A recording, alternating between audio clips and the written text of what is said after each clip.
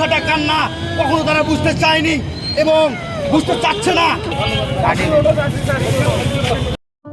ছেলের বউ আমার নাতি ওরা তো সেনছে, ওরা তো শনাক্ত করছে যে এইটাই হয়।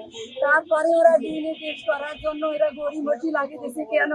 আমি আমার ছেলেকে চাই, এটা আমার দাবি। ওদের গ্রাম গড়িমসি করার কারণে আমার ছেলের লাশ পৌঁছে যাচ্ছে। আমি এই যে অনুরোধ করতেছি সবাইকে, আমার না ছেলের লাশ যেন রংপুরে পৌঁছে। কতদিন ধরে এই ঘটনা? 12 তারিখের ঘটনা। 12 তারিখে আমার ছেলে আসতেছে। আমি সরকারের কাছে দাবি জানাচ্ছি দ্রুতভাবে ভোটের আগে কি 24 ঘন্টার মধ্যে আমার ছেলেকে আমি চাই দাফন কাফন করার জন্য। আমার ছেলে পচি যাচ্ছে, গন্ধ উঠছে আমার ছেলে। এরা ভোট নিয়ে সবাই ব্যবস্থা করতেছে ভোটের জন্য। আমার ছেলের খুনের বিচার আমি চাচ্ছি। তেল পাইলো, গাড়ি পাইলো, হেল্পার পাইলো, আমার ছেলে মৃত্যু। আমি সরকারের কাছে দাবি জানাচ্ছি 24 ঘন্টার মধ্যে আমি লাশটা চাচ্ছি। যদি না দেয় অনেক বড় কিছু আরো করার সম্ভাবনা আছে আমাদের। এই সুমন ভাইয়ের হত্যাকাণ্ডের জন্য ইনকার জানায় যারা এই কাজটা করছে। আসলে একটা মানুষকে মানুষ এভাবে মারতে পারে, এটা কল্পনার অধীন। আমি এই বাংলাদেশ সরকারকে বলতে চাই, আমার এই সুমন ভাইয়ের হত্যার বিচার আমি চাই।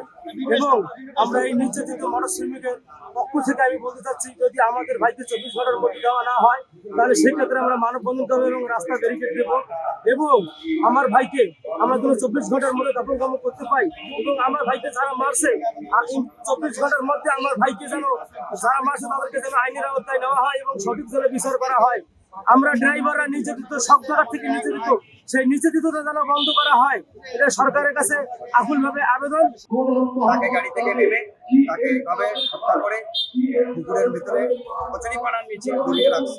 যাই হোক, প্রশাসন তার গাড়ি উদ্ধার করছে, তার মাল উদ্ধার করছে, কিন্তু 20 দিন গত হয়ে গেল, আমরা আমার সুমন ভাইয়ের লাশ পেলাম না।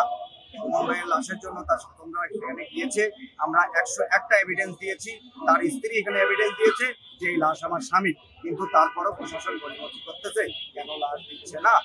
আমরা এটাই আপনাদের মাধ্যমে জানাতে চাচ্ছি, অবিলম্বে 24 ঘন্টার ভিতরে প্রশাসন যদি আমার সুমন ভাইয়ের লাশ আমাদের কাছে ফিরিয়ে না দেয়, আমরা দাপন করতে না পারি, তাইলে নির্যাতিত মৎস্য শ্রমিক একতা ঐক্য সমগ্র বাংলাদেশ আমাদের 64 জেলায় কার্যক্রম আছে। আমরা 24 ঘন্টা পর বৃহত্তর কার্যক্রম নেওয়ার এবং বিক্ষোভ করার চিন্তা ভাবনা করতেছি। আজকে রংপুরে প্রেস ক্লাবে মিটিং করার পর ঢাকায় আমরা